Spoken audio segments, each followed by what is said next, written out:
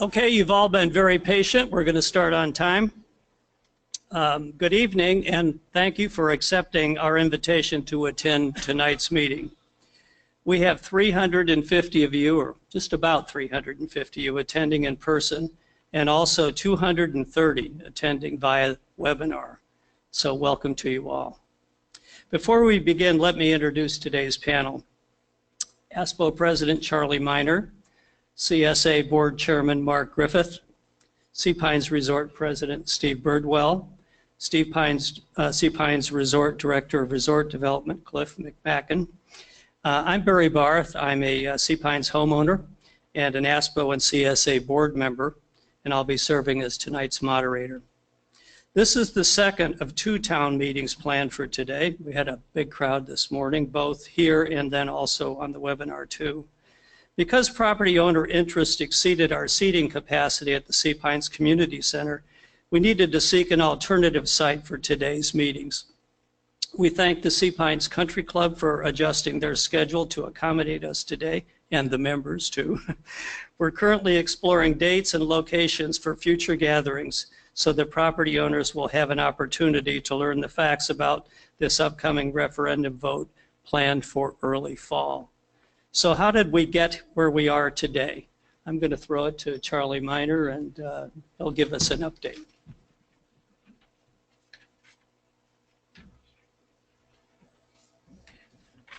Of course, the first test is to avoid falling off the back of the podium.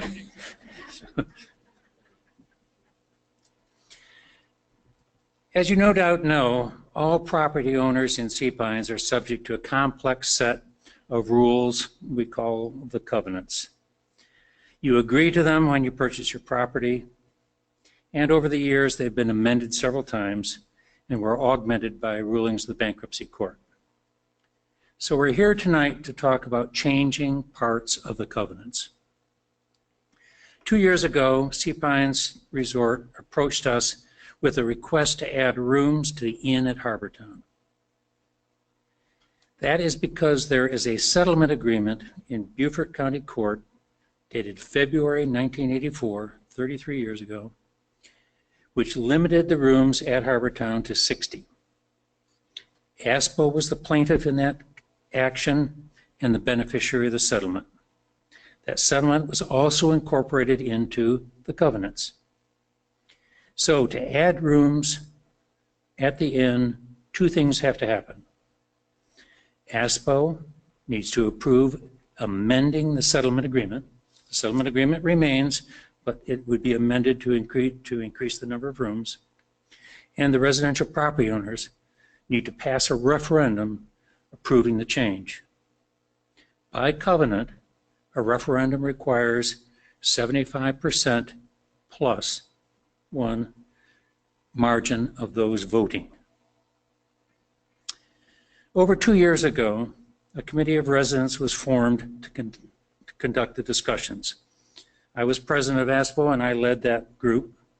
I was joined by Mark Griffith, chairman of CSA, Rich Spear, and Dan Westerbeck. We first met with a group of residents and community leaders to develop a list of issues. We got a long list, as Cliff will recall. I think it was 5 pages. And it was a bit of a jumble and a lot of ideas and opinions. But over time, and it's been 2 years now, a little over 2 years, it's been boiled down to a fairly concise list. As we did that, we also retained qualified independent counsel to advise us and to research the sometimes confusing covenants and court proceedings.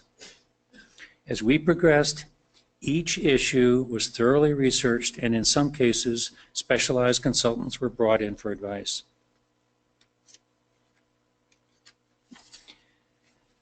To give you an idea of the magnitude of this task, in addition to being 2 years in doing, we spent roughly $150,000 in well over a year coming to answers on the various issues.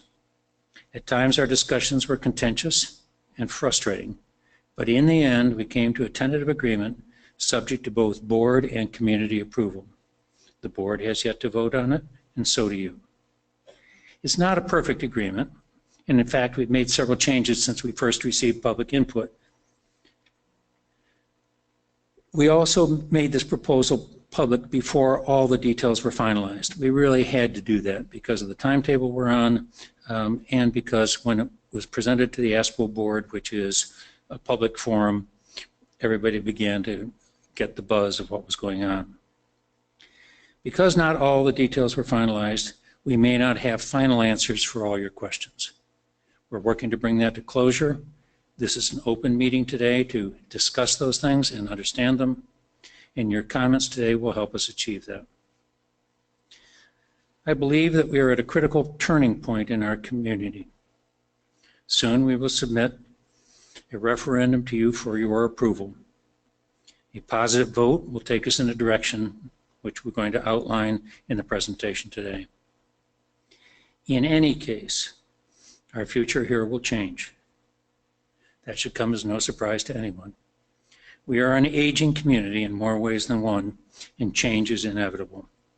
It's also much needed.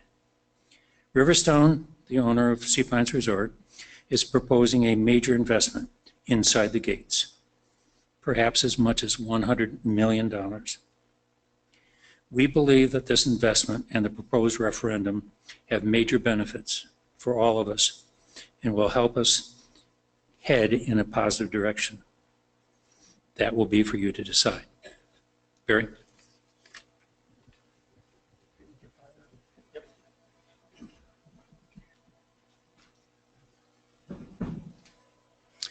Doing a little two-step up here, folks. Thanks, Charlie. While issues can be complex, they become even more complicated when people discuss the latest rumor heard on a golf course or in the neighborhood. Recently, CSA created what we call a confirmation station. It's a link on our website that allows any property owner the opportunity to ask questions on any rumor or supposed fact that they've heard from blogs or neighbors. We hope you will use seapinesliving.com as your source for verification. We're here this evening to help you better understand the referendum and all it has to offer everyone. We are not asking for your support today. We're asking for your attention so you can make a better decision to support or reject this referendum offer.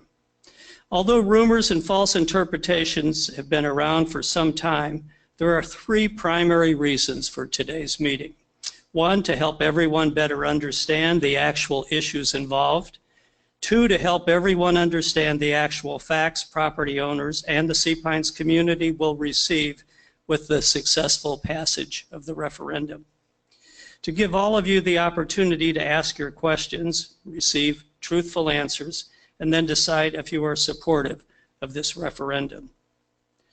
Although you're here, it's important to understand there are some property owners who are unaware of any issue revolving around this hotel agreement or these covenant changes. By your attendance tonight, both here and also on the webinar, you can help us spread the word to your neighbors living near and far. We know many residents are appreciative of the resort's $85 million Sea Pines investments made to our community over the last 4 years. These dollars have significantly added to the appearance and appeal of our community. We realize there are some property owners who are opposed to this referendum. While everyone has the right to vote for or against this referendum, we're simply asking minds to be made up when details are brought forward and not before the facts are presented to the voters. In order for this referendum to pass, as Charlie said, there will need to be a yes vote from 75% plus 1 of the votes cast in order to approve the requested covenant changes.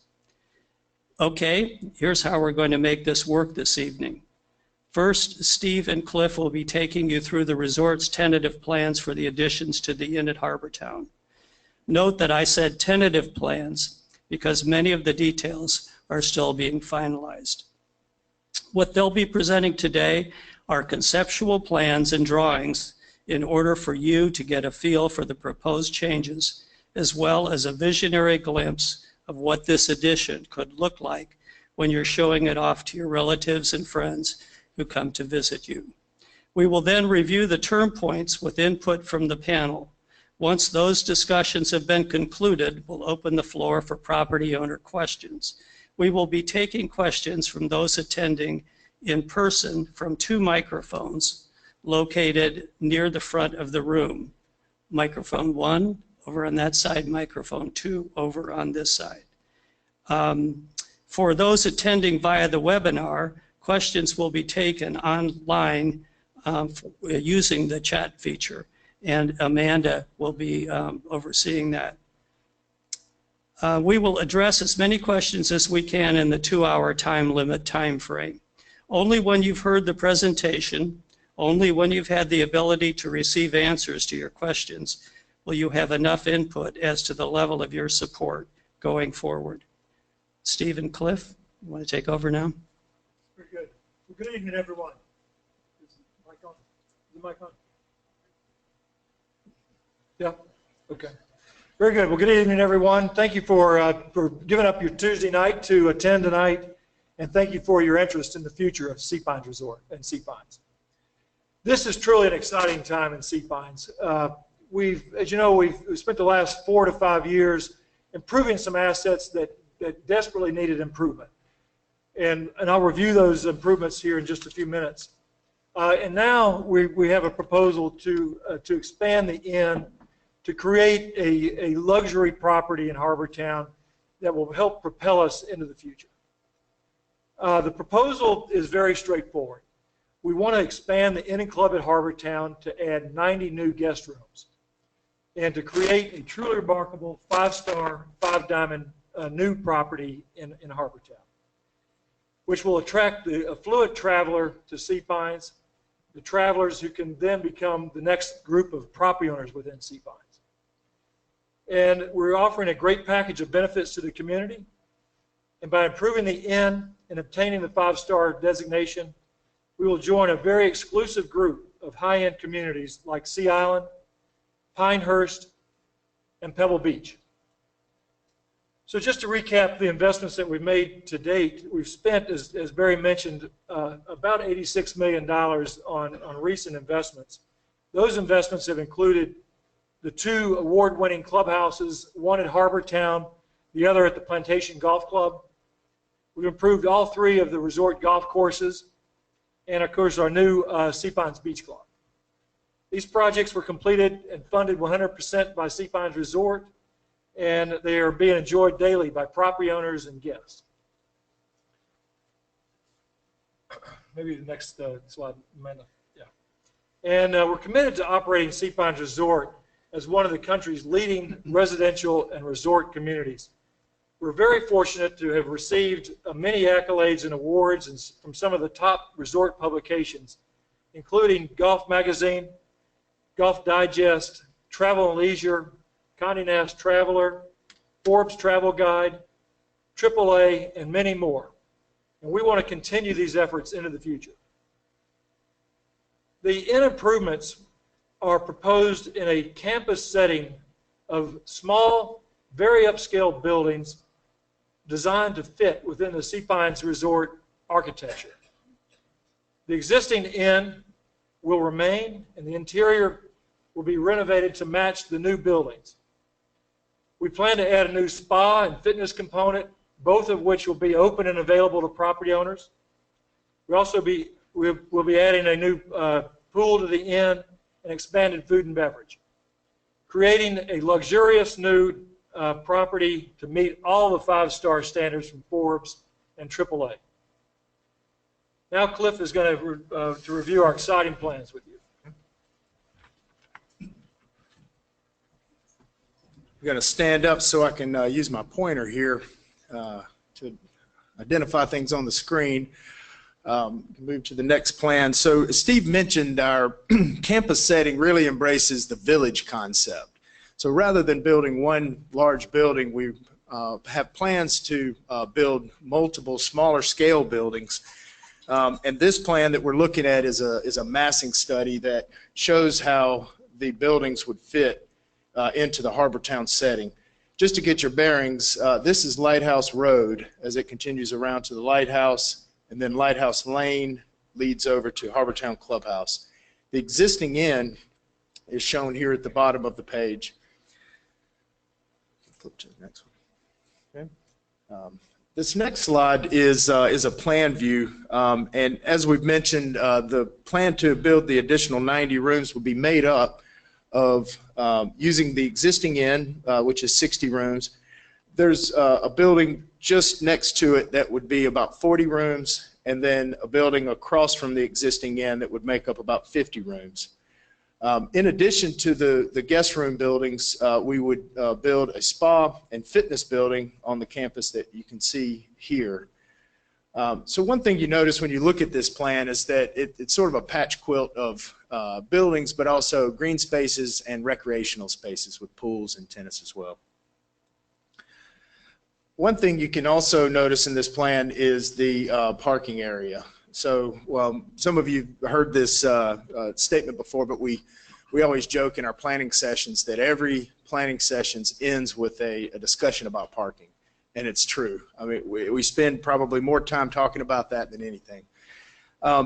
In this plan, we would be, by reconfiguring this parcel, we're not only going to be providing enough parking for all of the new buildings that we're building and the new uses, with underground parking that would be situated beneath these buildings, but we're also going to be increasing the amount of parking by an additional 100 spaces. So anytime we turn a shovel, we're thinking of how can we provide more parking. In this plan as well, you can see across the street is where the new pool would be located. So it's the program is that it would be built to meet the needs and expectations of today's five-star resort communities. So that's really the basis of that plan. We would potentially need to adjust some of the existing buildings, such as the bakery, but it was a question earlier today, the bakery would not be, would remain. We love the bakery, as well as the other buildings in the area. So, so what's it going to look like? This view is, as it would be the new first impression. So as you would enter the site and drive around and lead right up to the new arrival component, this arrival courtyard would connect these new lodging buildings. And to get your bearings, what's on the right would be the existing inn's portico share. We could reconfigure that so that it would match with the new architecture. But as you can see, that first impression, you know, it's a new look. It's a study that we did on the residential styles. We looked at many resorts around the world, but many of the architectural flavors were chosen from right here in our area between Savannah and Charleston. Lots of courtyards. The scale of these buildings is residential in size as well. A lot of residential components. The massing is minor, and it also allows for view shots between buildings so that you get glimpses of green spaces and not just a big wall. So,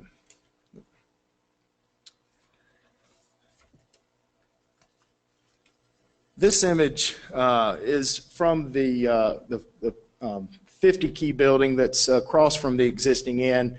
And it looks out over some of this patch quilt of green spaces that we've talked about. So you can also see beyond the spa and fitness building into the pool area that would be built for the hotel as well. And this third image is of the new resort pool. So as you can see, we would utilize a lot of the existing tree canopy to keep the space green and in keeping with Sea Pine's traditions, as well as create pods of areas that could be used for more intimate collections of people. So the access for the resort pool would be for resort guests as well as property owners. So we would want to work on understanding what a membership program would be and offer as many memberships as we possibly could for property owners. Again, it's across the street from the existing inn, and you can go to the next slide. I've hit a couple of these topics here. Across the street from the existing inn, and $70 to $100 million of investment is what's planned in this next phase. And it's an investment made by the Sea Pines Resort at no cost to Sea Pines residents.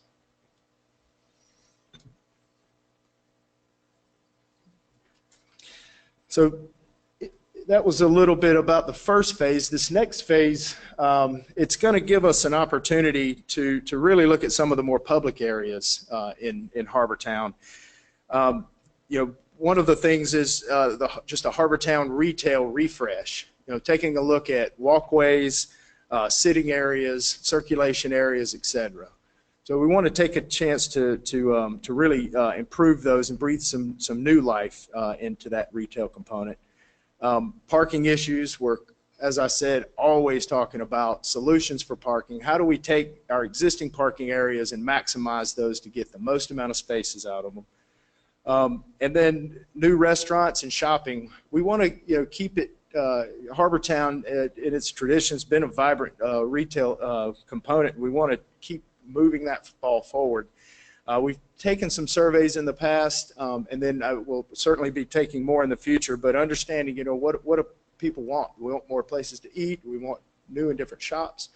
So obviously the big question is the quarterdeck. So we're currently also understanding what is the future of that. How do we breathe more life into that element as well?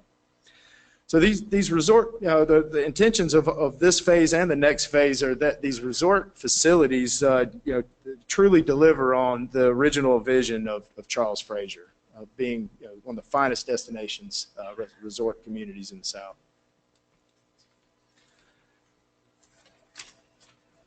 Okay. This is an additional element.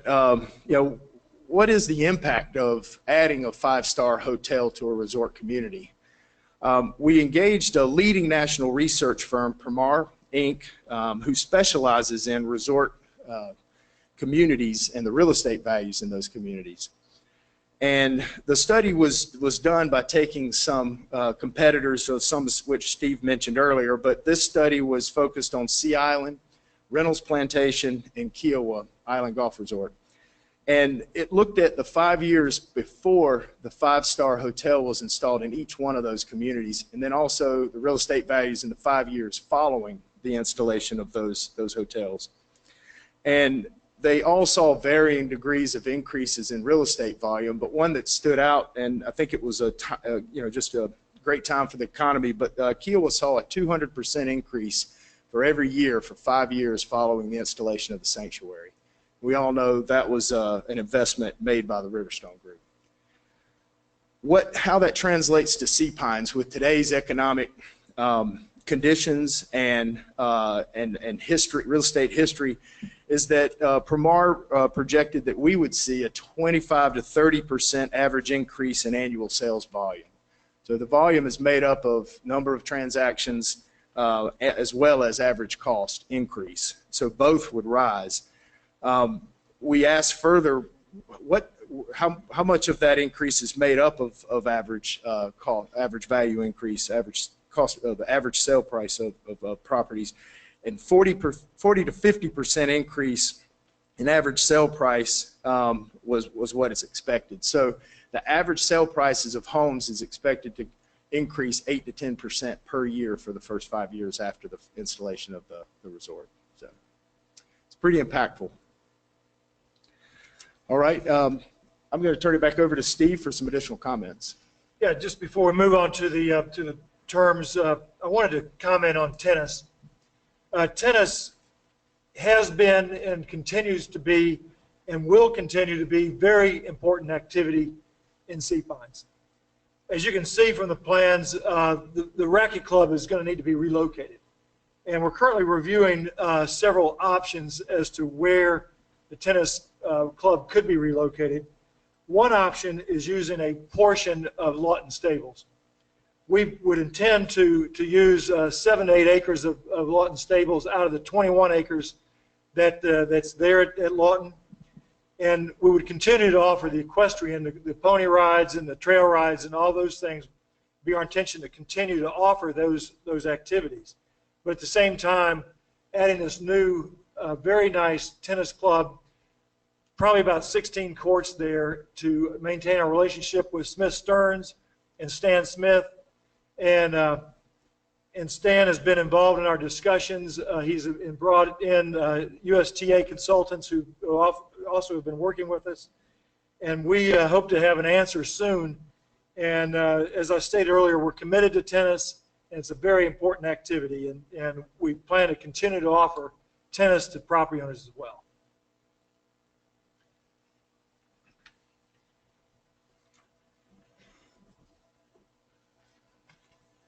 Steve, just a follow-up to that, I noticed this morning you kind of described where the tennis facility would be if you were walking into Lawton Stables. Maybe you could go through that again to show basically on the right-hand side would be the amenities you talked about. Basically the tennis facility would fit on the pastures that are in front of the barn. So they'd be along Greenwood Drive in the main open fields that are already cleared. And then the equestrian would continue to happen in the barns and then the stalls that are already there on the right-hand side of the property. So we believe that there's still a lot of logistics to work out, but we believe we can offer equestrian there and fit in a really nice tennis facility. Thanks, Steve. So we're going to move right into the term sheet right now, and our panel will walk us through that. The Sea Pines Resort would be granted the right to add 90 rooms to the hotel. Now that's an issue that was discussed earlier, so we can just kind of cruise through that. The Sea Pines Resort will increase their own assessment by 50%, resulting in an estimated $2.3 million in assessments paid to CSA over the next 5 years versus $1,063,000 over the past 5 years. Mark, you might want to address what impact that has on CSA's budget. Yes, I have said at annual meetings and board meetings over these past years that CSA is currently barely funding its current operational needs. In each of the last 2 years, we've dipped into reserves to the tune of about $500,000 to $700,000. It's important. We felt it was important that the resort, and this gives us an opportunity to extract a little bit of additional revenue, to extract some revenue from the resort, and we're going to talk further about some other areas where revenue can be generated. But for those of you who have been to some recent board meetings, we've got a very aged infrastructure. We've just completed an engineering study that says we should be spending upwards of $1.5 million a year underground. We don't have $1.5 million additionally to spend anywhere, let alone underground. But that is a very serious issue in terms of flooding. It's stormwater related.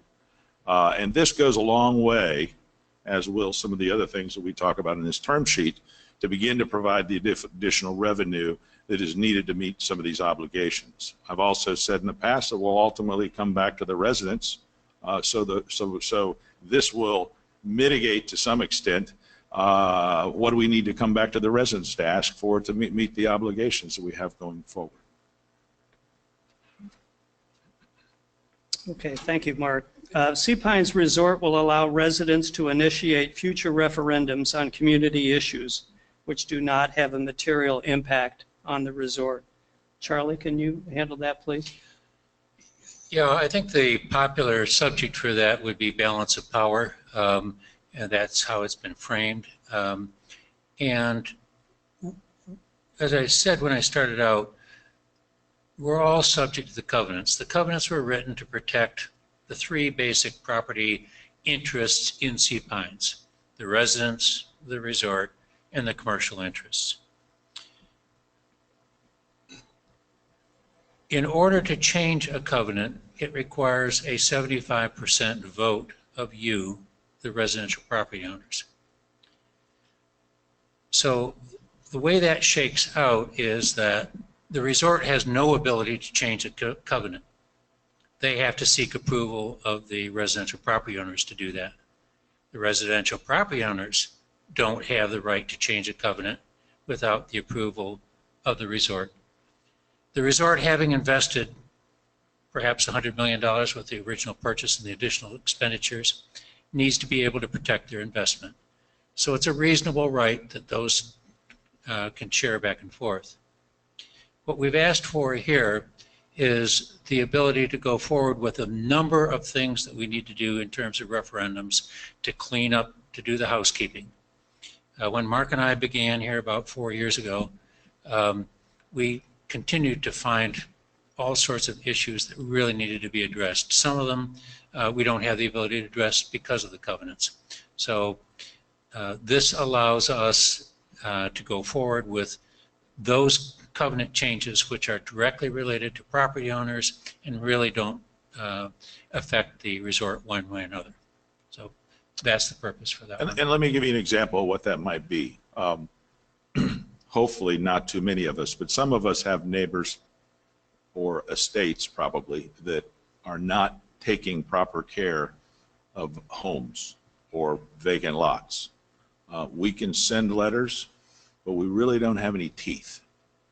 We have no way to impose any fines. We have no way to go in and clean up and assess and put a lien on the properties. So that has no impact on the resort. Actually, it does have a positive impact on the resort because they want to be 5-star, 5-diamond. We can't have some of these stressed properties around. That's an example of a type of referendum item that the property owners could make a decision to put in place some teeth that there's no reason the resort shouldn't support. Okay, thank you. Our next is the Sea Pines Resort will reimburse ASPPPO for its associated expenses in the amount of $150,000. Charlie, will you address the issue of the? I should ask Cliff to address that because that was a battle at the end, but they were kind enough to agree to cover our costs. At $35 a member per year, we're not the richest organization in the world, and so the money that we spend on researching this project and coming to the conclusions we did was a significant burden on our treasury, and we're pleased that Matt Goodwin and Steve agreed to make us whole on that. Next, Amanda. Okay. The Sea Pines Resort will deed over approximately 300 acres of the Wildlife Habitat Zone land in the Sea Pines Forest Preserve Foundation. Charlie, you also work with that group, so maybe you can talk about Right. I've been on the Sea Pines Forest Preserve Advisory Board for, I think, 8 or 9 years now. Probably have term limited out. But one of the issues that homeowners have often raised to me is that how about the ownership? Right now we lease on a long-term lease. The Forest Preserve Foundation leases the Forest Preserve on a long-term lease, 2 50-year leases or 100 years, and are responsible for maintaining that property. So this, in my mind, salves an old wound where people felt that we should own that, and they've agreed to make that transfer. Because the transfer is difficult to survey out, they're also going to cover the cost of the survey. If there's land left over that we can't account for, they're going to give us joint ownership on that. So it's a most generous approach to making this forest preserve stand alone as a amenity for this community. our next term issue. The Sea Pines Resort will work with ASPPPO, CSA, and other necessary parties to reach an agreement on implementing a more effective commercial assessment, which would be finalized through a future referendum. Mark, do you want to handle that? Yeah, like I mentioned earlier, we feel that everybody needs to participate in the cost of running the community. Commercial interest, just like the resort, and we residents. Because we need support for a referendum affecting how the commercial interests are assessed, it's important that we have the resort on board with approving such a referendum. Cliff and Steve and we have worked on a formula. We think that formula works. We've presented that to the commercial interests. We think we're pretty close. This is not something that's going to appear in a current referendum. It's just to simply say the resort understands we need their support for changing the commercial assessments, and in this agreement, they're agreeing to give us just that. The next is the Sea Pines Resort will donate $1 million in funding improvements for Sea Pines, subject to ASPPPO approval. Charlie, would you want to address the funding?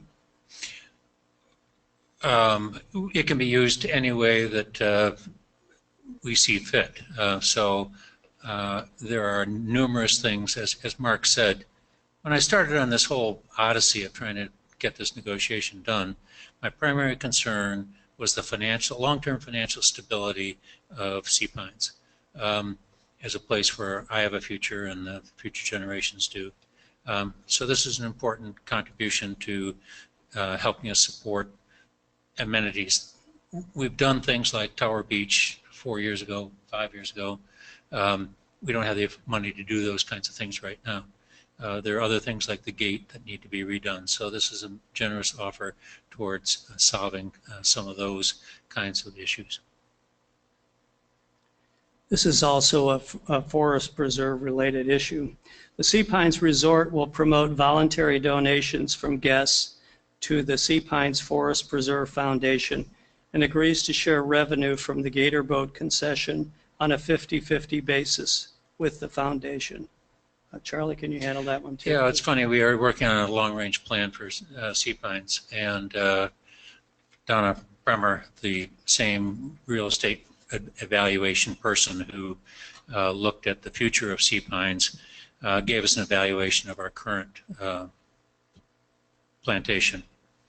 Her comment was, you have a fantastic asset in the forest preserve. It's unlike anywhere else.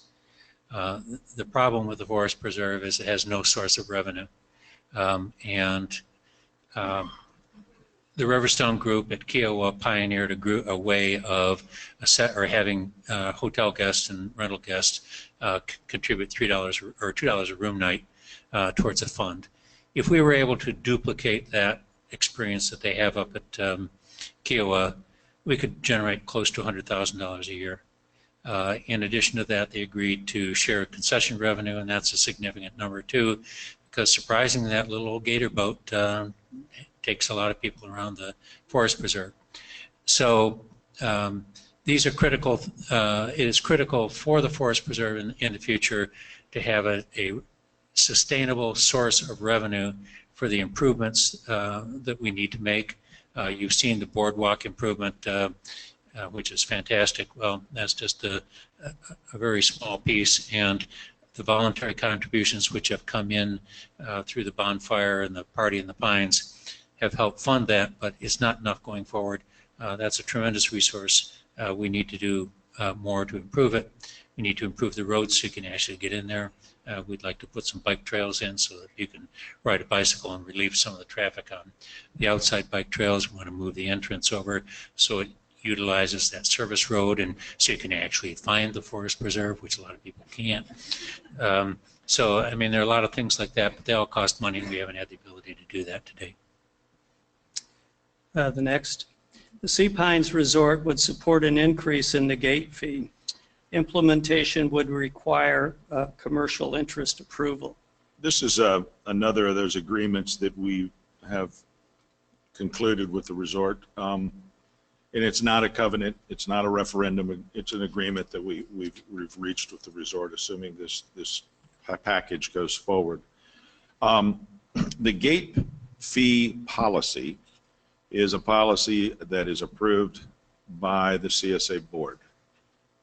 There is a gate committee that makes recommendations to the board, but the ultimately authority on establishing the gate policy, which includes the gate fees, not only for daily visitors, but as well as commercials and commercial visitors and every other kind of pass holder that's sold, comes through that gate policy. There is a desire on behalf of CSA, I've mentioned generating revenue, there's significant revenue that can be generated and is being generated off that gate. ASPPPO supports raising that gate fee. CSA supports raising that gate fee. But we are controlled, if you will, or restricted perhaps, if you will, by a bankruptcy court agreement that was generated back in the late 80s, 88, Charles? No, I think it was 84. More recent than that. A bankruptcy agreement that gave the right to approve any change in the fee structures to the resort as a result now that they own Harbortown and the Sea Pines Center. So getting the resort on board with a gate fee increase is one step closer to being able to accomplish that. The current proposal that they have agreed to CSA and ASPO with is to increase the gate fee to a $10 level during the months of April through September. That's peak season.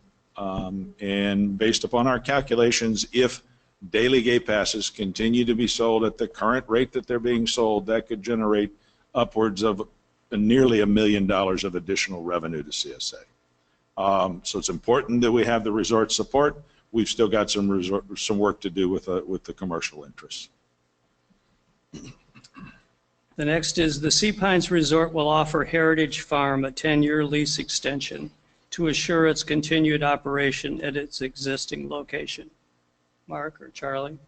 Yeah, when we began the discussion of the possibility of using the 8 of the acres at Lawton Stables, the alarm bells went off, and the idea of, well, right across the street is Heritage Farm, and how about that? Why couldn't you use that land? And they could use that land, but the plan is not to use that land. And I got a petition from the people who are part of Heritage Farm, signed by some 100 people, I think, and we took that to the resort, and they agreed we will preserve Heritage Farm.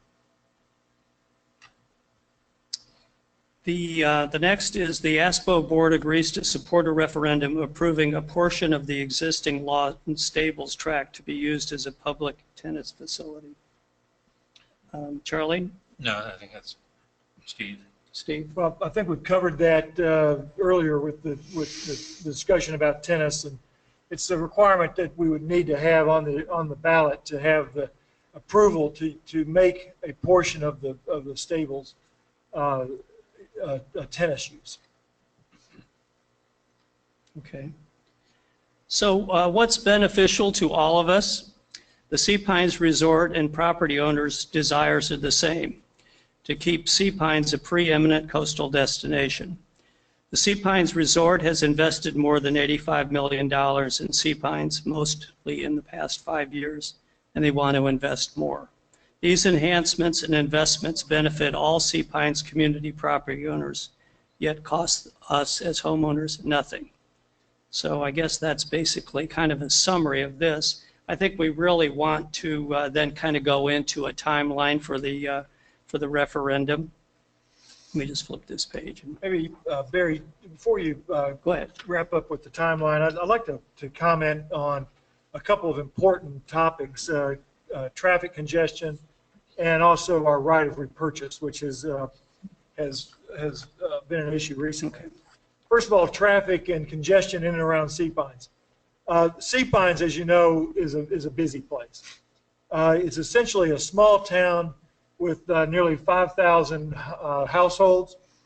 There's many service providers that come in and out every day, and there's only 2 ways in and out of the community. So it creates bottlenecks at times at our gates, especially the Greenwood Gate. We can't create this 5-star experience with tie-ups at the gate and traffic congestion in Sea Pines. So we want to do our part to help alleviate that and to improve traffic flow. A few examples: we've agreed to increase the gate fee. We're offering $1 million in funding, which could be used to improve the Greenwood Gate and the lanes there. We've also offered an easement on part of the Sea Pines Welcome Center property, if needed, to expand the road system to add new lanes. We want to continue basically to work with CSA and the town. The CSA's new gate committee, gate improvement committee that's been formed, and we've also engaged traffic engineers to calculate the impact of the 90 rooms. We know it's going to be pretty insignificant to the total amount of traffic, but we're going to have that result soon. But bottom line is, on traffic, we are in the same position that residents are. We want to help reduce the traffic congestion and improve the traffic flow, mainly into the gates. Now our right of first refusal. This important right has existed since the beginning of the covenants in 1974. We've used it very infrequently. I think a handful of times in the past 20 years it's been used. And when it has been used, the property owners that are selling the property have received the same amount in the sale that they would have received from the other purchaser. We're studying a program to try to use an independent appraiser as a benchmark for determining what the fair market value of properties are. We really have no intention to use the right that we have very often, and it's only infrequently that we would use it. Sellers of properties where we would use it are going to receive a premium for the sale of their property. Sellers would retain the commissions that are normally paid to real estate commissions. It avoids hassles of showing your properties to prospective buyers. Also, it avoids the potential reduction in sales price from the normal inspection process. So we believe that sellers would walk away with more money from the transaction, and every time we would use the right of repurchase or the right of first refusal, we would want everybody to feel like they were fairly treated in the transaction. So I just wanted to make those comments. We don't intend to use the right very often. We haven't used it in the past very often, and it's a right that has existed since 1974. Steve, for the benefit of the residents and the crowd that's here, you've made it very public that your desire to own the units of Fairway 1, correct? That's correct. And I don't believe there are any other areas around the plantation where you've expressed any desire to own any residential real estate. Is that right? That's correct. We have used the right, and we are interested in purchasing the commercial properties that are in Harbortown that we don't own. Mm-hmm. So that is a potential use. But at Fairway 1, there's 14 units there that are right adjoining the Plantation Club, directly across the street from the Beach Club. We've purchased 3 of those units. There's 11 more property owners there. We don't really have any plans for the property, but it's in an important spot there that's between our 2 properties, and we would like to purchase those 14 units, and all those unit owners know that. We have worked with 2 of the owners over there who have done tax-free exchanges on their properties, who have upgraded and bought larger properties in Sea Pines. And I think most of the owners, or all the owners at Fairway 1, understand that we would have an interest in purchasing the property. Thanks. So here is the referendum requirement and timeline. Discussions have been going on for approximately 2 years, as you've heard. To begin this new phase, the referendum needs to be put forward to increase the size of the inn by 90 rooms for a total of 150 rooms. These are the open meetings we had today, and there'll be several others throughout the summer. We intend for the referendum timing to be in the early fall with a 30-day voting period.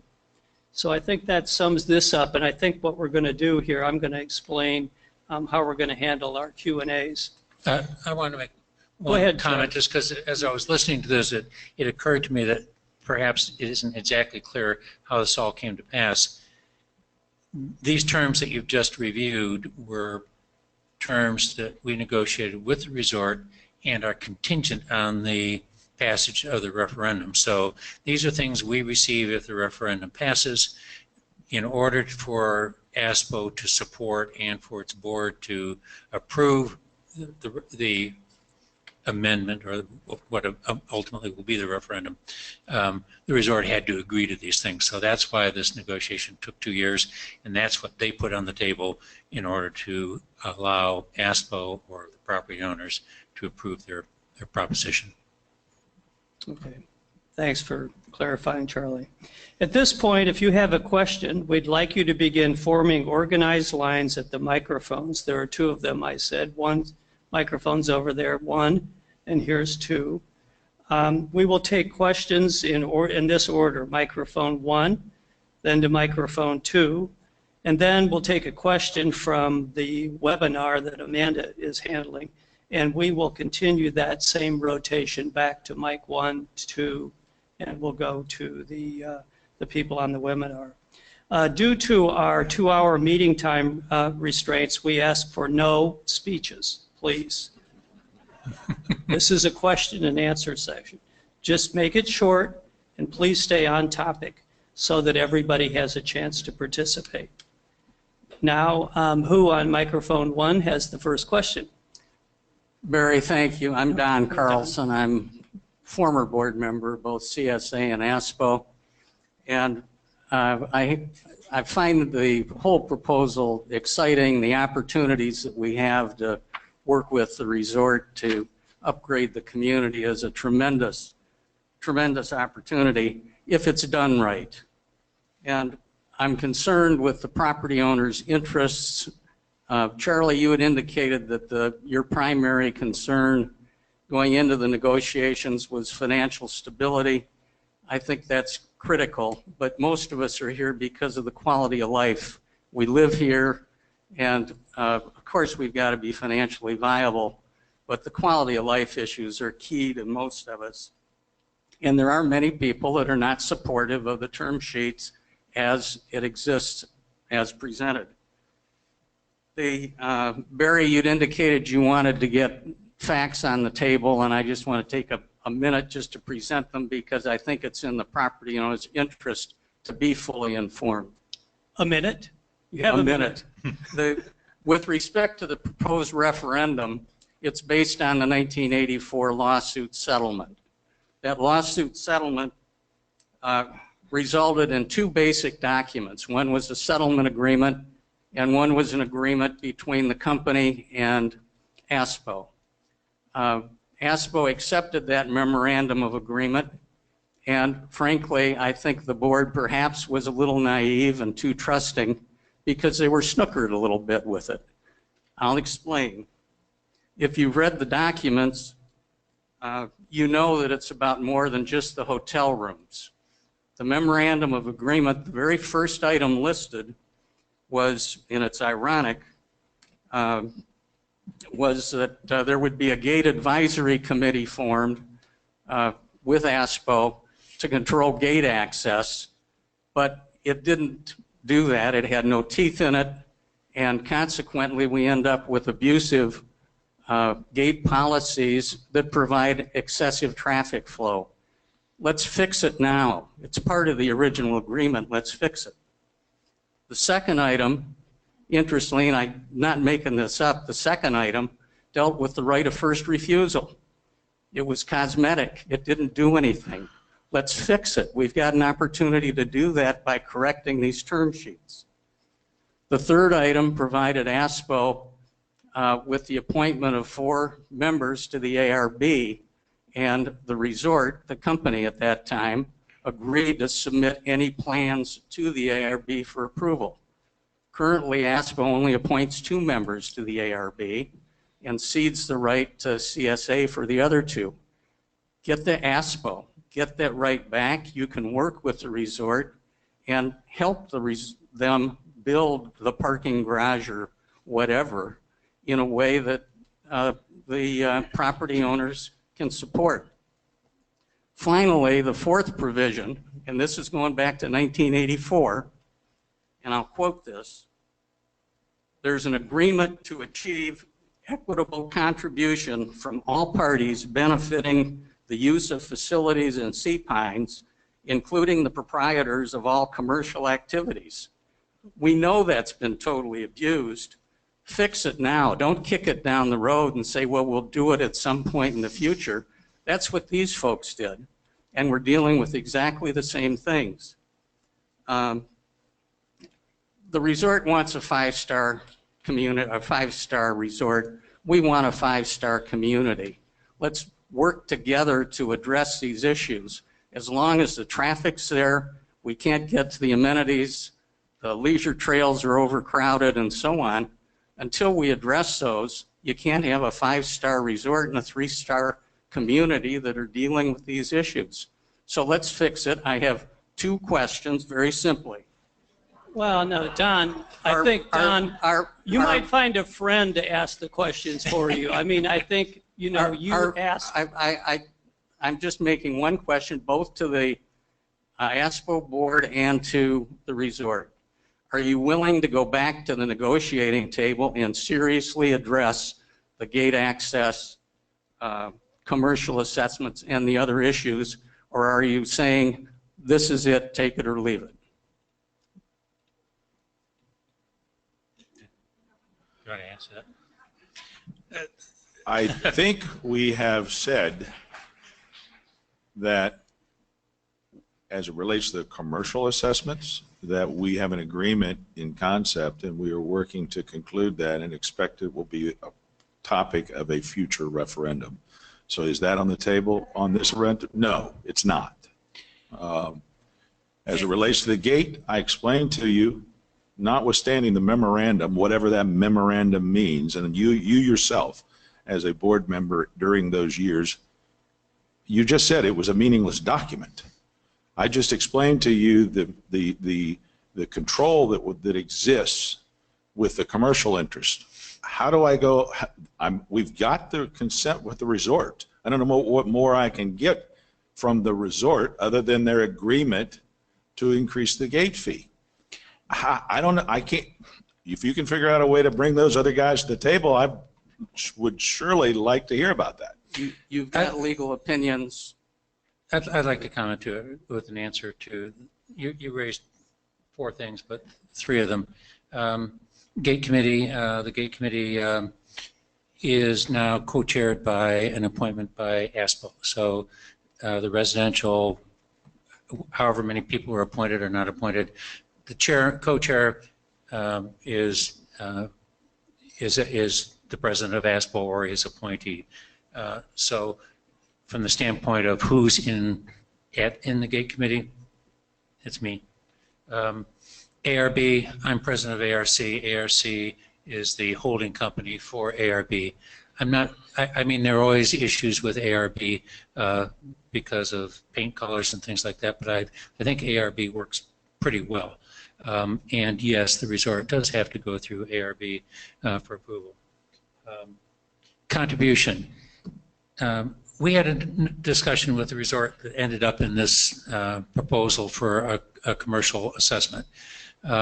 We had a proposal that basically was geared off of a residential assessment based on 2,500 square feet. To be fair to the commercial interest, they'd never seen that before. So when we presented this to the ASPPPO board and this became public, we immediately met with Bob Gossett and Don Sigmund and Mark King, because those are the 3 primary commercial interests, and said, this is what we want to do. And they said, well, we can do that, but we think we can do one better. So Bob Gossett put together a team of people that are working on a better proposal for the commercial assessment. The idea of this whole process is to get a fair share of income from the respective components. So we're working on the resort. That one is part of this referendum. We're working on the commercial. They, in fairness to them, let them come forward with their proposal. Actually, their proposal generates more revenue than the one we had. So I'd like to see what that is and see if they can get that one done.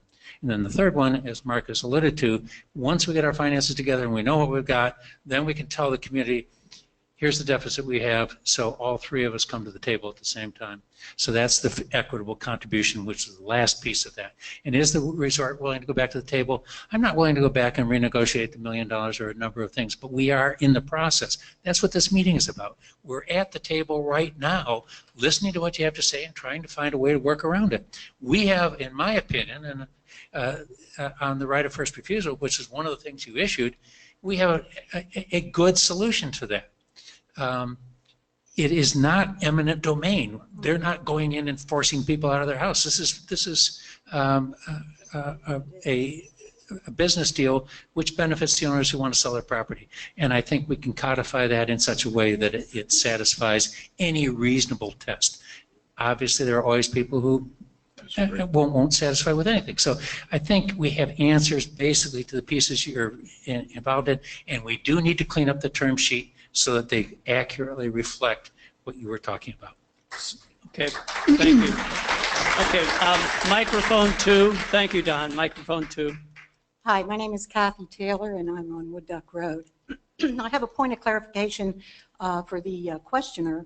Number one, is the bankruptcy agreement that somebody up here is talking about the same as the 284 agreement, the February 84 agreement? No. Okay, there's another, you're talking about other documents. Okay, thank you.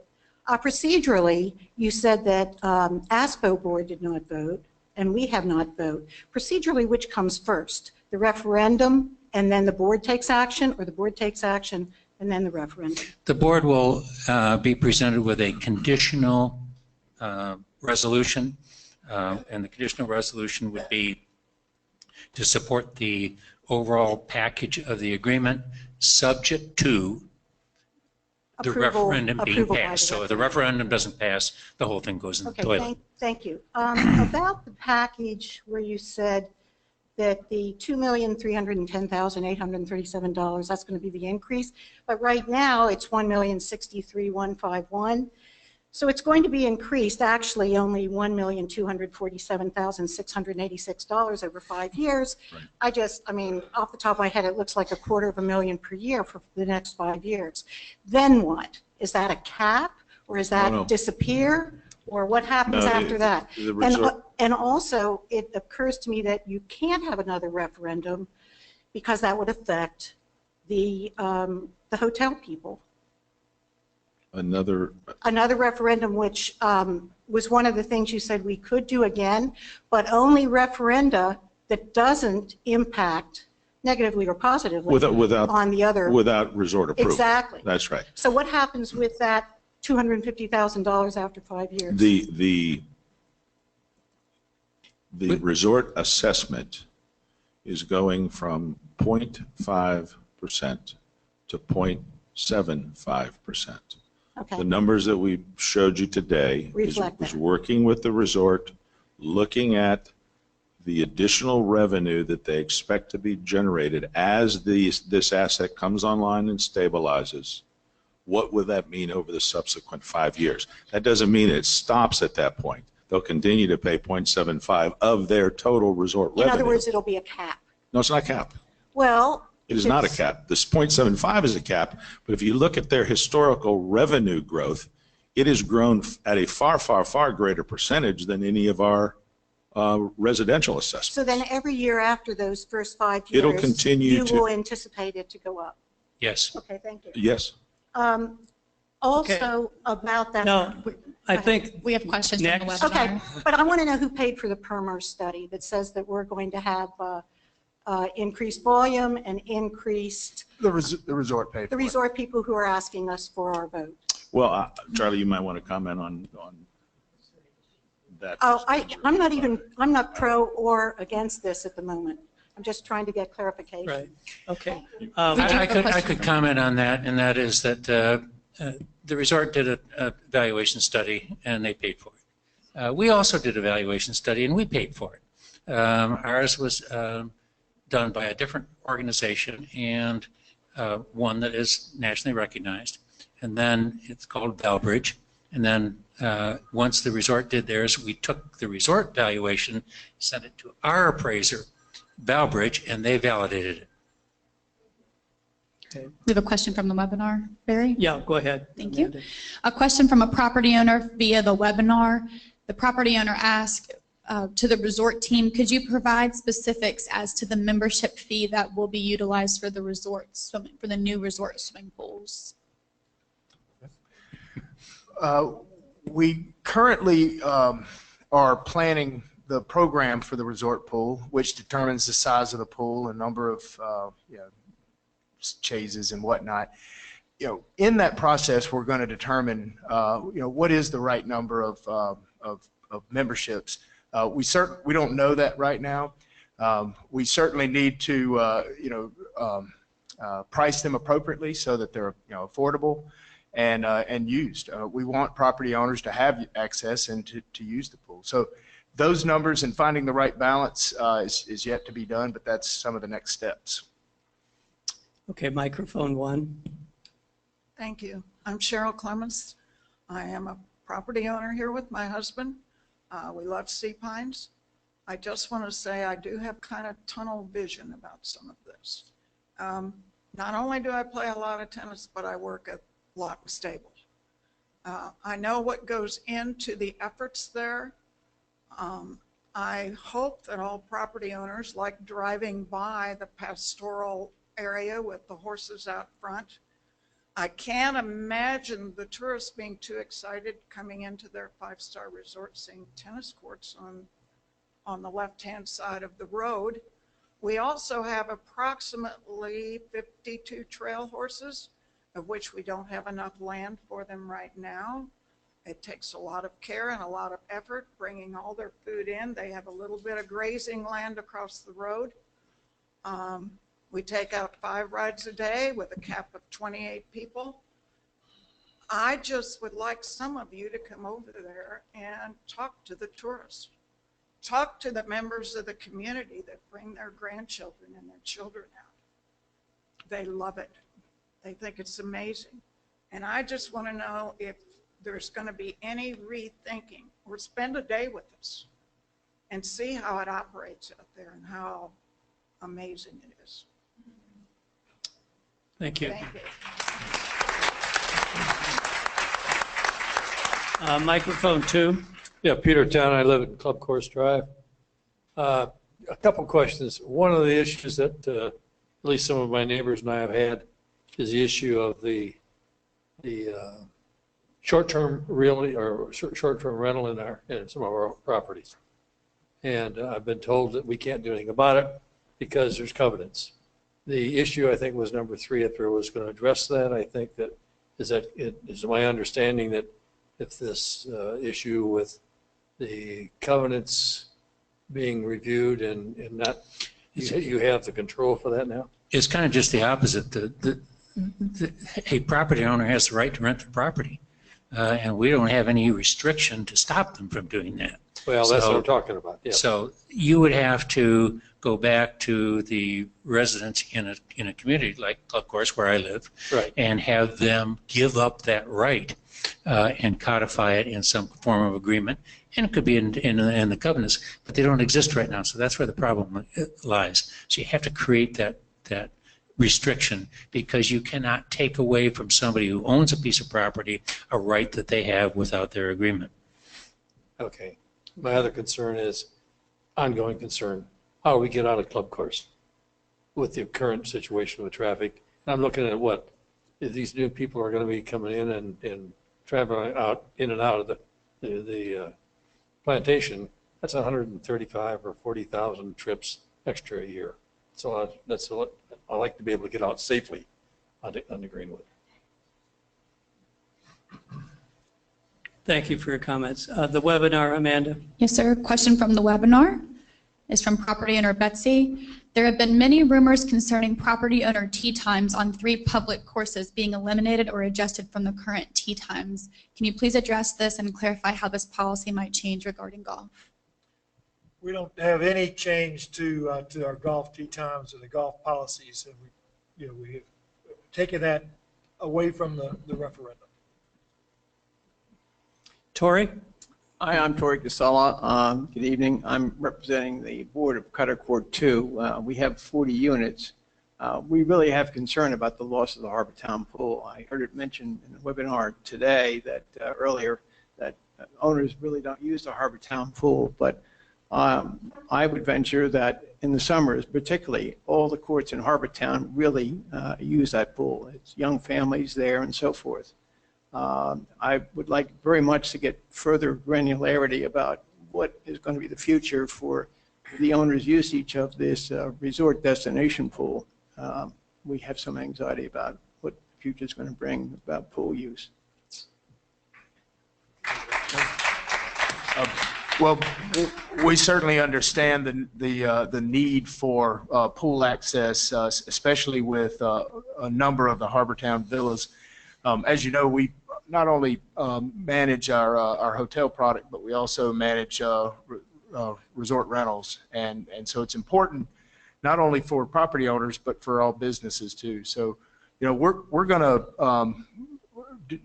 make this pool available through a membership program, And we need to work with property owners and understand what that membership program is structured like. But I can tell you it really only works with property owners' usage. So we expect that the usage will be more. We do have usage numbers, and they're low, and they're probably limited to just the Harbortown condominium properties. But we want to, okay. But we will want to have a membership program that is feasible to work with. I wonder if we get granularity on that, if we could meet at a further time and further discuss this, because it is of importance to us. Mm-hmm. Yes, we certainly plan to meet with the Harbortown residents. We've talked to Dick Matthews and others about that. Okay, thanks. Hi, Pat. Mike, too. Okay. I'm Pat Laff. I'm also a club course resident, a couple of houses down from Pete Town. With regard to the pool, I only have one comment. We have families that live in the club course area that use that Harbortown pool. So it's really fairly extensive throughout the community, not just those that live around Harbortown. My question really comes to how the dollars were determined with regard to the resort's contribution to the annual budget of CSA. And the current dollar amount is about what we're paying, okay, based upon approximately 200 homes. And what you're offering, which is an increase from 0.50 to 0.75, you're talking about increasing it to 300 homes. There's 5,900 homes here. And in my opinion, and I'm just making my own comment, that the dollar amount that the resort is contributing as opposed to the value that the resort has it's disproportionate. I personally feel that the resort should be contributing. Could I interrupt for a minute? Go ahead. 5,890 residential units. Okay. Think about, what do you think the average value of those units are? I mean, pick a number. What is the average? What's the average amount of their assessment? No, but let's start with where the value in this community lies. The value in this community lies in a very significant way with the residents. So who should be burdened, as we are, $6 to $7 million worth of assessment on an annual basis? We have many billions of dollars worth of real estate inside this gate. These guys over here have a few hundred thousand, or a few hundred million. I'm sorry.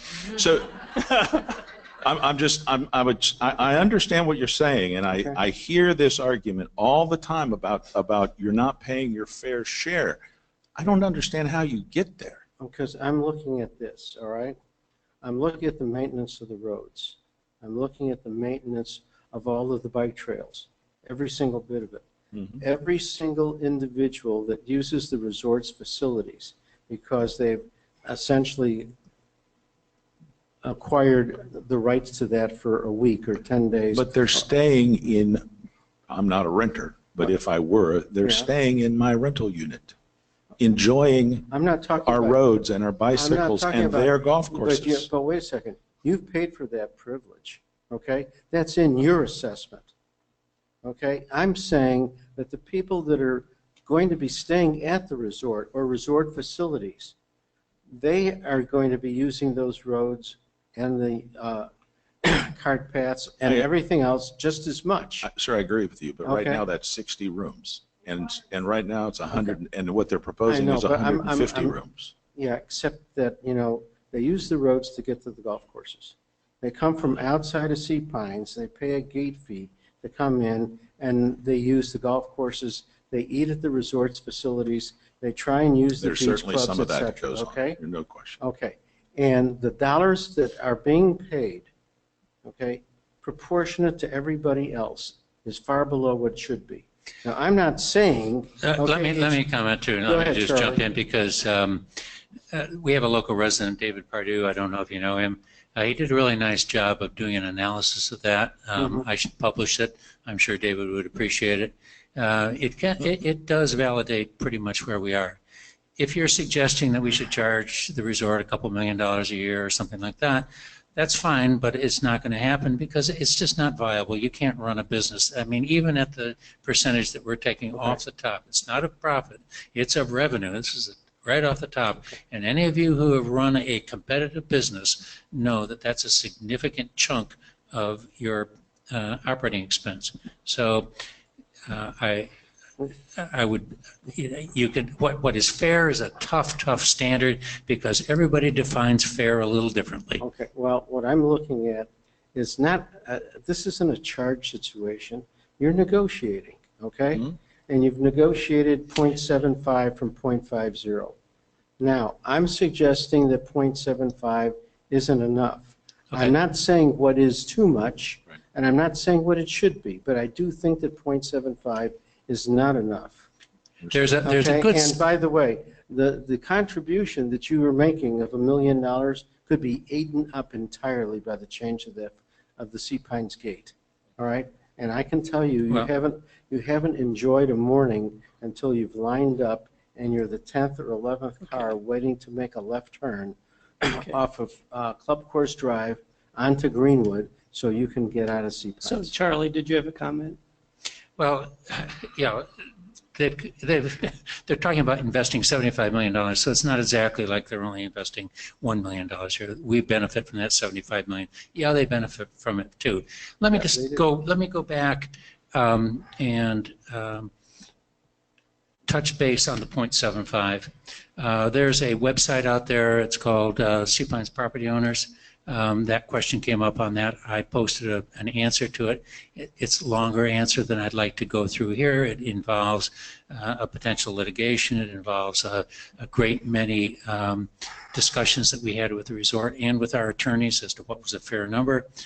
So you might want to read it off of the homeowners Facebook page. But essentially, the bottom line of it is we could have engaged in a 5-year litigation over more money. It would have cost us about $500,000. It would have taken us about 5 years. And that's our attorney, not their attorney. It's our attorney advising us, this is a good settlement, go ahead and do it. Okay.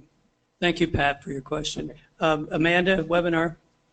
Question from the webinar from property owner Leanne. Assuming the referendum is approved, what is the expected time frame to start the construction and finish the project in Harbortown? Well, we've got about 12 months worth of design work to do once we get approval. So assuming early fall, we would begin that work, and then in the fall of 2018, we would have a permit. And this is at the earliest, assuming we pass, we move it forward, at the time that we have. The construction period is roughly about 18 months is what we expect at this point. And obviously, we would minimize the disruption as much as possible, similar to how we did with Harbortown Clubhouse and that construction process. We would lessen the impact to the neighborhood as much as possible. Thank you. Mike 1. Hi, I think what you guys are doing is fantastic, by the way. As a former property owner in Palmetto Bluff, the gentleman who was on Mike 2, we paid $12,000 a year for the same amenities that we pay $0 for in Sea Pines. So it's all in perspective. So we really need to move forward, guys. I mean, when we moved to Sea Pines 6 years ago, I thought it was beautiful, the trees, the beach, but the buildings were all, my son worked at what we call the Beach Shack, which was the old beach club, and I think it's amazing what you're doing, and I support you 100%. 2 quick things. The stables, I have to agree, I think we moved here for tennis. My daughter went to Smith Stearns, but tennis courts, not so good from the road. Why don't we put, I hate to emulate Palmetto Bluff, but put a chapel, use the barns as a wedding venue. It'll be income for you, and it'll be beautiful to look at. And we have so much land. We can find another place for the courts, because I am all for tennis, because that's why I'm here. And also, real quick, I know I'm out of time. Thank you, Academy. Sorry. Okay. Be efficient. Okay, so valet parking. Okay, how about golf carts? We use golf carts. They come through the gate. We have a valet, brings them to the inn. We don't have all that congestion in Harbor Town. Anyway, that's it. That's all I have to say. Thank you. Thanks for all your work. I think it's great. Thank you. Thanks. Okay. Mike 2. My name is Joe Ondo, and the question of right of first refusal, I believe, I live in Heritage Villas. I'm a full-time resident. I've owned since 1980. And my concern is if the resort decides to purchase 1 or 2 villas close to where the inn is right now, and next thing you know, they want to purchase a few more. I know that's not their intention right now. However, as a negotiating point, can we get that off the table, the right of first refusal? I think this referendum would have a better chance of going through, because besides Heritage Villas, there are other properties that are probably in the same situation.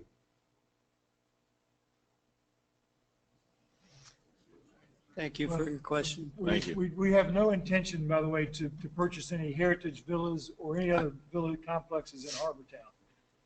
There's too many property owners to try to affect that, and we have no use of the property, and it's not our intention at all. I understand, but Well, we're creating a problem that doesn't actually exist and that might exist, and there are other problems that might exist as well.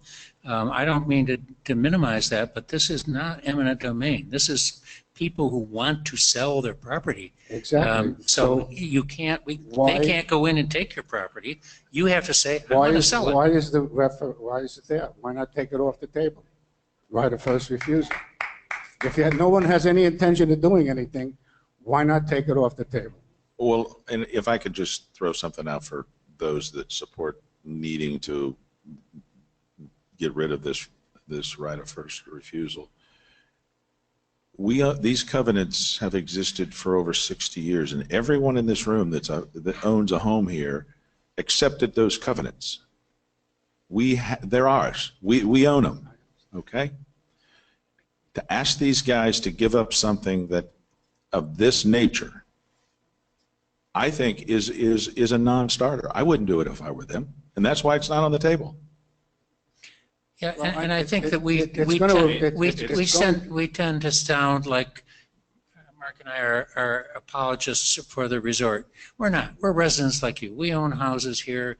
You know, we drive our cars through the gate. We walk our dogs on the street. I do. We have the same interests you do. Exactly. And the solution to that particular problem, which is a reasonable solution, is a policy that provides protection for people who want to sell their house. We're not going to take anybody's house away. They don't have the right to take anybody's house. So when you want to sell your house, here's the procedure you use. Exactly. Okay. I agree 100%. So why is the need for the... So there's a procedure for that. Okay. It is off the table. As You far as decide I'm to concerned. sell. No, the only thing is there's property owners that I know of that are against this whole thing simply because of the right of first refusal. Because I think they don't understand the covenants. Yeah. Well, And they don't think- understand the alternative. The covenants were done in 1957. I understand. I understand. You have to Amanda, we're going decide to to go sell to your house. webinar. You get an offer, you get paid. It's Okay. that simple. Webinar question, Thank you, please. Gary. A question from our property owner, Scott. I own a villa in Harbor Town, and we only have one parking spot. We rely on the open lots around Harbor Town for overflow parking for our guests. Please expand on your plans for access to parking for Harbor Town residents and guests, please. The lots will still be there and available. We hope to expand the number of spaces in some of the lots as we realign the spaces, and those parking areas will still be available to property owners. Okay, Mike 1, please. I'm Catherine Capson, a resident here. We were owners of a Caravel Court for 12 years, and it was during the time that the inn was being built. And at that time, we were told that our property values were going to go up, that the inn was going to make our property values go up. After 12 years, we sold our villa for the exact same price we paid for it. And taking the swimming pool out makes it more expensive. I'm finding that people don't want those villas anymore because the expense is far more than the other. Now, I looked at the grassy areas for the new inn area, and over on the corner where that original swimming pool is, there's still a lot of grassy area, and I question whether there's a possibility that we could keep it and not worry about having the trees and the grass, but have a swimming pool that those people could do. Second question is, years ago when y'all were building the Plantation Club, there was a footprint for an inn-cottages-swimming pool. Now, if we do this, is that footprint going to go away, or do we now look at in the future building something at Plantation where that original footprint was? Well, let's see. The first question again was the possibility about Caravelle. Keeping the swimming pool, Yeah, and the fact that the values don't go up. We owned it for 12 years and sold it for the same price we paid for it. Well, values, as you know, fluctuate with the market demands and market fluctuations and things. But the area where the current pool is going to be needed for parking to make sure we have not only parking for the new hotel, but also golf parking, which is critical to Harbortown. So we're not going to be able to leave two pools that are across the street from each other. But the new pool is going to be available to owners of Caravelle Court, and it's going to be a fabulous pool, much better, nicer amenities than what we have today. But it's going to be available at a cost to us. And I also question, since I guess we moved down here permanently 6 years ago. And in the last 4 or 5 years, we don't go to Harbortown in the summertime because there is no parking. So if you put a swimming pool over there, how are you going to park? What are you going to do for parking? Well, we're planning to improve all the other parking areas around Harbortown, including the gravel lot area that is on the right, and make that really a nicer, much nicer parking experience than it is today. And then realign some of the other parking areas in and around the Harbortown area. And expand the number of spaces. Microphone 2. Excuse me, he didn't answer my question about the footprint on Plantation. The rights that we have at the Plantation Club are still there, but as we know, with the amount of parking that's needed for golf and the amount of parking that's needed for the beach club, we're not going to be able to do anything with that property. We're going to need to allocate it to the parking that's needed. Okay, good. Thank you. Mike 2. Yeah, I'm John Mills, a property owner, and on switching from a long-term lessor of the forest preserve to an owner, what are the financial implications of that? So, for instance, do we pick up now property taxes? Would we have been responsible for cleanup in of the hurricane? I mean, what are the financial implications of going from a lessor to an owner? Actually, none. As a lessor, we have all those obligations anyway, so there's really no change in going from one to the other. Okay. Thank you. Webinar. Question from the webinar from property owner Theodore. How will the referendum votes be counted? Will it be counted one per household or votes for anyone who signed the covenant? A little confusing. Well, there's an ASPPPO vote, right, and a CSA property owner vote. CSA property owner vote is per property. One property, one vote. ASPPPO, I think, is a bit different, Charlie. Right? Yeah. The agreement is owned by ASPPPO, so ASPPPO itself has to approve this in addition to a referendum. I mentioned that in my opening comments. So there are two things that have to occur. One is the ASPPPO has to approve modifying the hotel the hotel settlement agreement, and then in addition to that, a referendum has to pass at the rate of 75%. So the actual way that will be implemented is as follows. The board will be given a provisional motion to approve the referendum subject to some conditions, and those conditions would be the conditions that are on the term sheet, the condition that the 75% referendum passes. So then the board says, assuming the board says yes, we then have two separate ballots. One ballot goes to all ASPPPO members, and we collect those ballots. At the same time, all non-ASPPPO property owners get a ballot. The 75% is everybody. So if you're a property owner, whether you're an ASPPO member or not, you get to vote on a referendum. So that's how we will differentiate what is an ASPPO vote from a CSA vote. But in the end, it takes 75% of everybody to do it. But the ASPPO member is based on an annual payment of $35. Correct. And it doesn't matter whether you own one home or whether you own 5 homes. You can only be one member. Good point. We have a follow-up question quite quickly.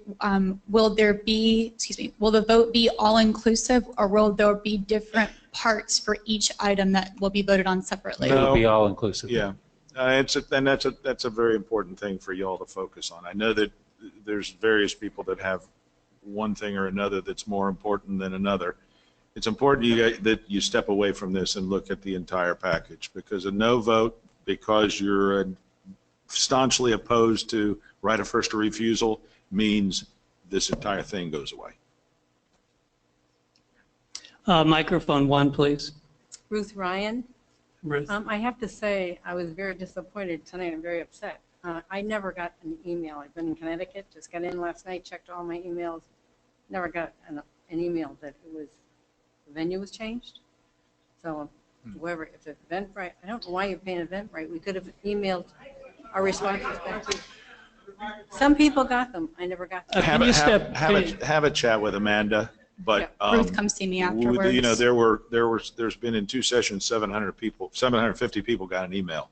So you might want to check this, and I'm not being critical. I'm just check with Amanda and make sure the emails that you're checking are the ones that she is sending invitations to. Right. I'm glad you got here, Ruth. Okay. Thank you very much. No, Can you speak into the microphone, Ruth? Yep. Thank you. I can't get it down. That's okay. Shorty. I just think that I have several points. We need to have part of this package of deleting the right of first refusal, because we're talking about changing a covenant for this thing, so don't argue about not changing covenants. I mean, you're trying to change covenants now. So replacing the 2 pools, you're taking 2 pools away, and thank you. And then you're going to charge us for the new one?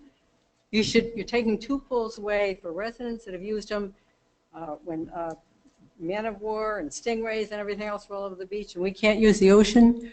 We want a pool that we can use free of charge.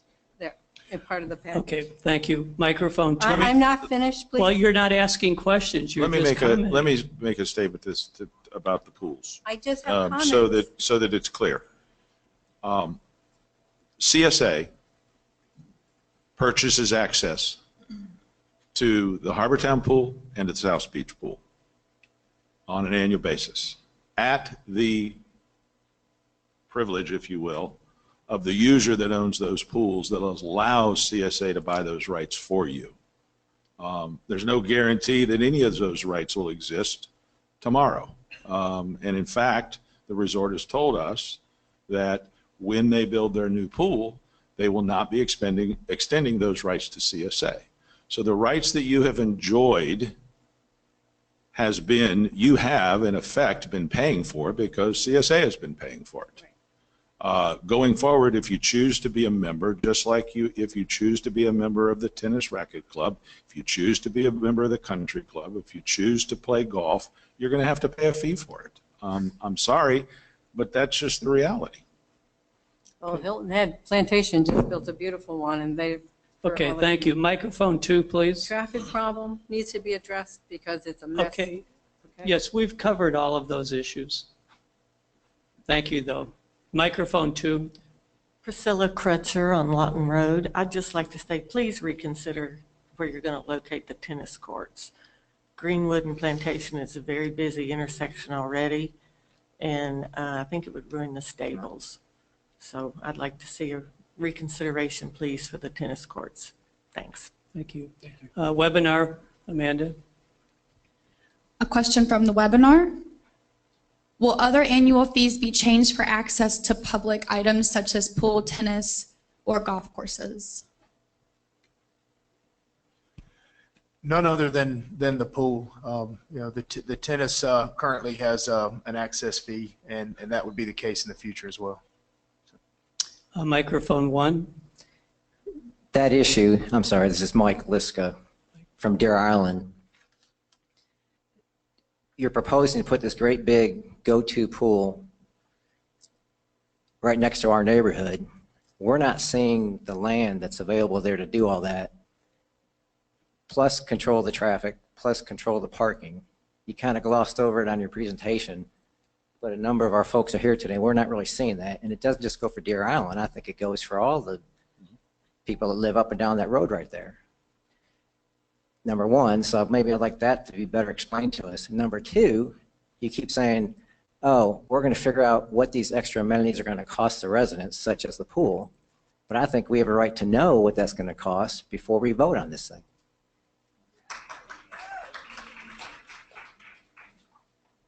Thanks.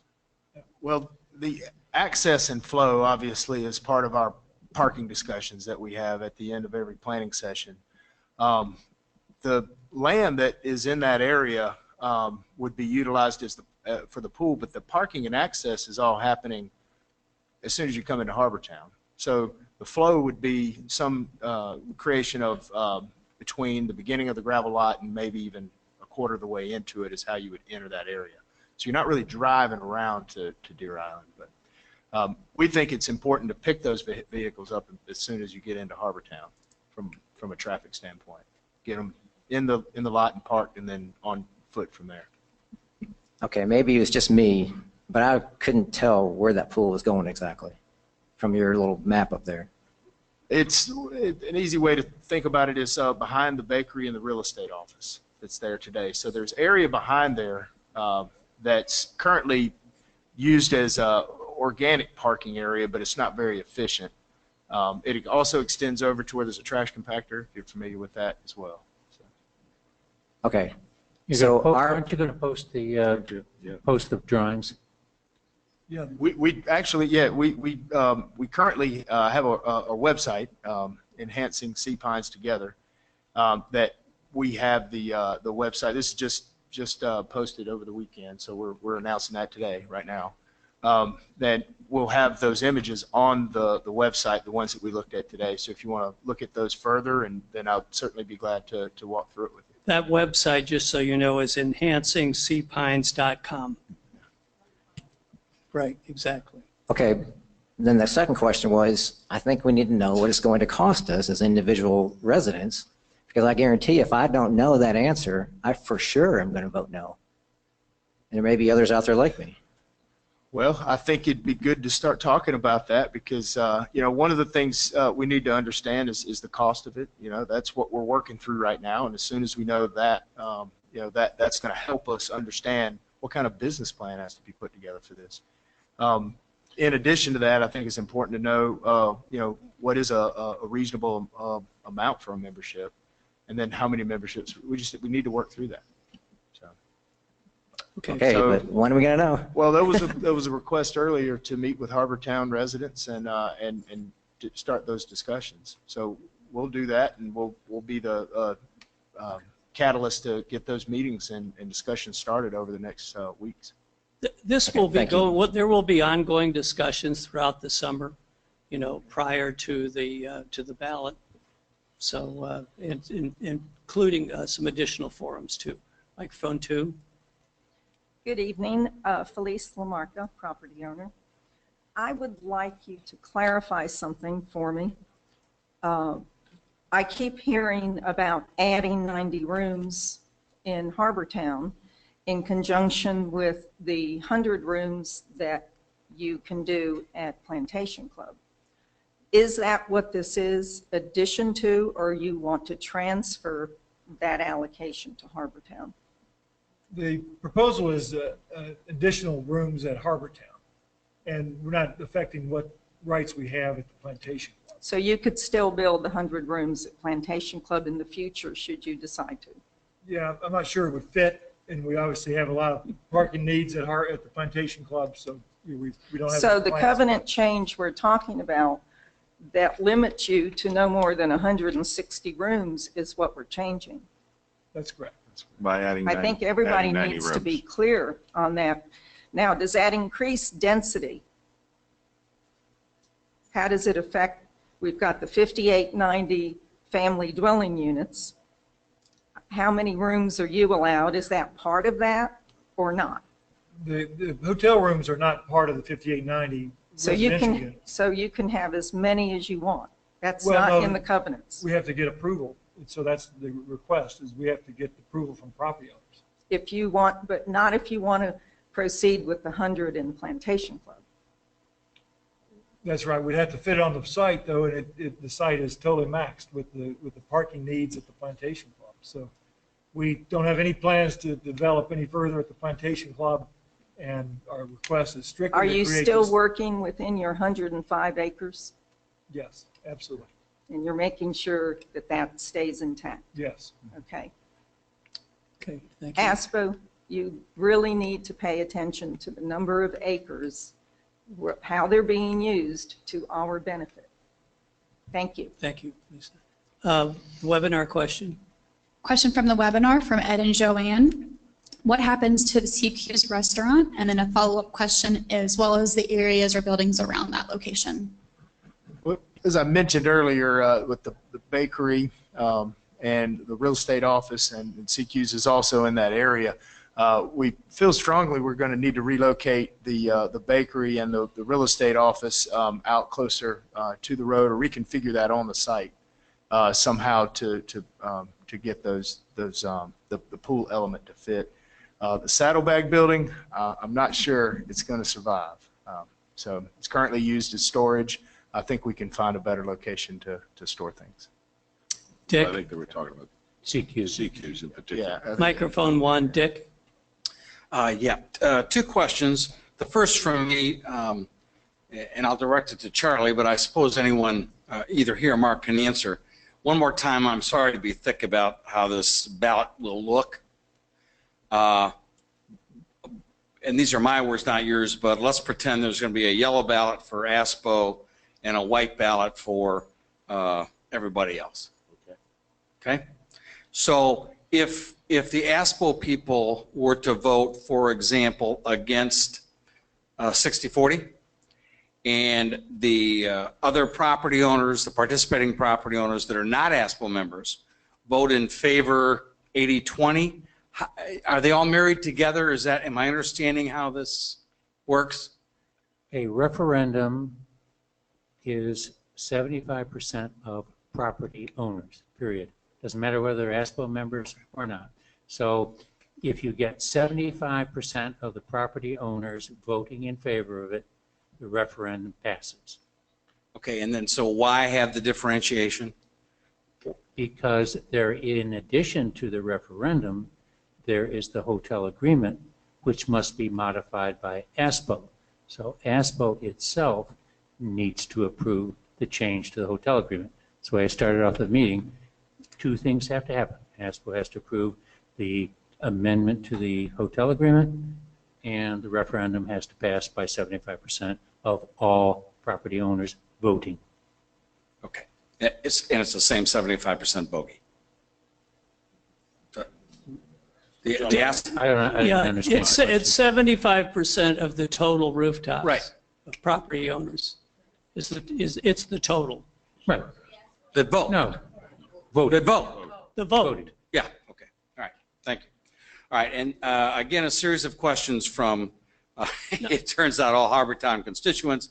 I think they've all been answered, except for one specific. I'm not sure anybody can address this. It sounds like a lawyer question to me. However, I promised that if I got these, I would ask. And the question is, what if, this is first right of refusal, what if someone wants to gift their property to a child? How does right of first refusal fit into all that, if it does? If anybody can answer that. Generally, we do get requests for when there are family transfers, or if there's transfers to trust. We've always waived those transfers to make sure that our right on those and transfers happen as the property owner wishes. Okay, Mike 2. Hi, my name's Zanelle Johnson. I'm a property owner. I've heard two interpretations on the voting, and I just wanted to clarify that. 75% plus one of the total number of voters, or 75% plus one of the total number of households. Voters. Voters. Wow. Of those returned, is that not correct? Of The people that vote. The people that vote. Returned ballots. Returned Okay. ballots. Okay. Same as every other election. And that's going works on in over 30 days? Sea Pines. 30-day period. Will there be a diligent effort to reach all Yes, indeed. residents? Yes. Yes. Sure. That's what we're trying Part to of do the- right Yeah, now. absolutely. This is just So the it's beginning of that. 75% of those voting, Voting. not 75% of the property owners? No. Exactly. Those voting. Those voting. Okay. Amanda? A question from the webinar from property owner Paul. Does Sea Pines Resort have assurances that their plan to expand the number of rooms will result in the resort getting 5 diamond status? It better. No, we understand all of the standards and the requirements, and we currently are falling a little short with our current facility, and that's really what's prompted this this development. So yes. Mike one. Yeah, this is Dennis Meyer, Oyster Landing Lane. It's more of a comment. There's a well-known expression that says, "Don't let the perfect be the enemy of the good," and there's no doubt, in my mind at least, this agreement may not be perfect, but it's for the benefit of the Sea Pines community as a whole. It is very, very good, and it would be hard to imagine that we'd turn down a $100 million improvement to our community as a whole in order to try to perfect this deal any more than we can. In any negotiating session, there's never a perfection. There's always give and take, and there are some provisions I know that could be improved, but the deal, the idea in making a negotiation is that both sides give, and I think that the community as a whole is far better for what is on the table right now. To the extent you can improve it, that's wonderful, but the deal is pretty darn good as it stands. Thank you. Okay, so now if your question wasn't addressed, or if you have additional questions, comment cards will be available when you leave. And also there are term sheets too. If you want to see copies of the actual term sheet, share with other people. Barry, I have a comment I want to make before everybody bails out. Go ahead. What we're talking about here is a proposition which has been discussed and negotiated between ASPO, CSA, and the resort. The resort has other options.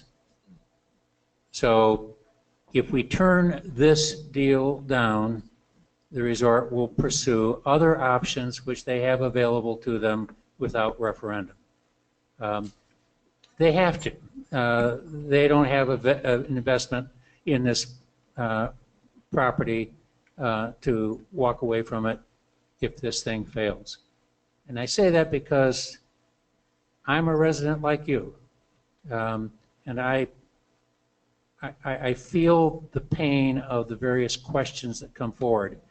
As being responsible for the negotiation on ASPO's part, I want to do the right thing. I want to do what you want me to do, but there are practical limits as to what we can actually achieve. So I've been a CEO of a major corporation. I've been involved in major discussions. I'm not a novice to this process, and I've done my best to try and get to where we are today.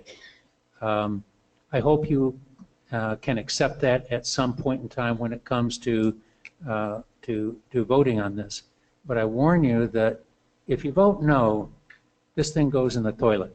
And when it goes in the toilet, we have seen in this plantation things go in the toilet in the past with the bankruptcy, and we knew what that did. Part of the reason that one speaker had a decline in the real estate value wasn't just the market and the economy, it was the fact that Sea Pines was headed in the wrong direction. Riverstone is a family-owned group with a long vision. They're here to try and meet the same goals that we have of a good place to live and a better place to live. I hope that we can work together with them. I'm not their enemy, and I'm not their employee. I'm a resident like you, and I believe that this is the right thing to do. And I am really afraid for my future here, if this fails, what the consequences of that would be. Because they're not going to come back to the table and say, oh, okay, well, we'll give you this or we'll give you that.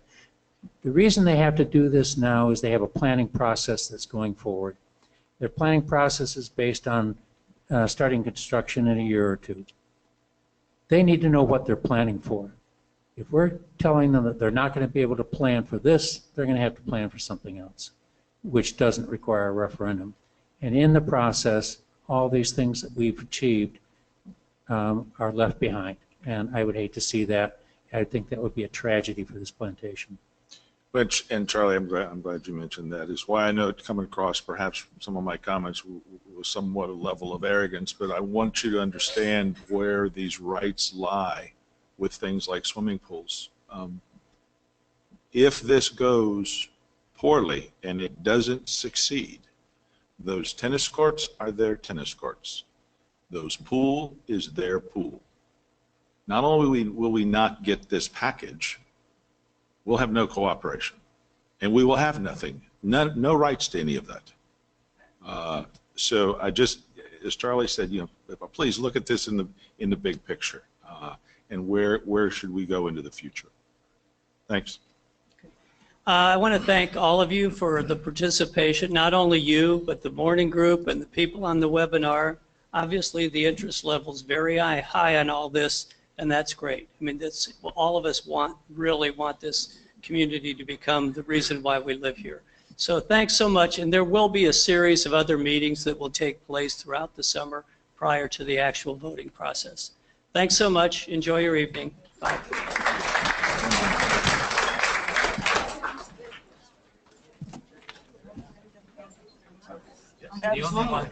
Yes. No.